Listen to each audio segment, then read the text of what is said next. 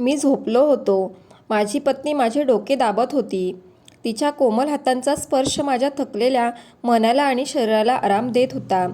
तिच्या बोटांच्या हालचाली हळूहळू माझ्या कपाळावर फिरत होत्या आणि मी नकळत झोपायला लागलो. ही भावना मला शांतता आणि सुरक्षिततेचा अनुभव देत होती.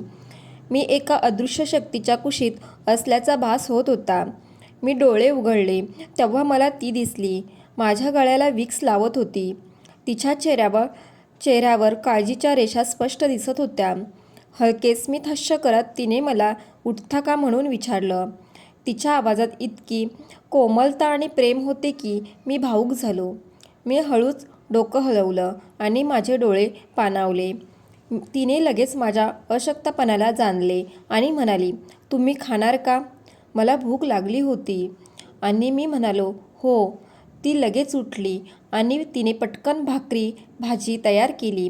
प्रत्येक वेळेप्रमाणे तिने फक्त अन्न शिजवले नाही, तर मला स्वतःच्या हाताने खाऊ घातले. मी अर्धवट पडून होतो आणि ती मला तिच्या हाताने खाऊ घालत होती. मला असे वाटले की मी काही लहान मूल आहे आणि ती माझी आई आहे. मी एकही शब्द न बोलता जेवलो. तिचा चेहरा समाधान आणि प्रेमाने भरला होता. जेवण करून ती शांतपणे स्वयंपाकघरात गेली. मी झोपलो होतो, पण झोप येत नव्हती. माझ्या डोळ्यासमोर तिचा चेहरा फिरत होता. मी विचारात पडलो. काही दिवसांपूर्वी ती आजारी असताना मी तिच्यासाठी काहीच केले नाही. ना मदत केली, ना तिच्या तब्येतीची विचारपूस केली.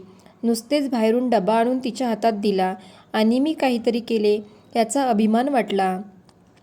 मी जाणून घेण्याचा प्रयत्न केला नाही.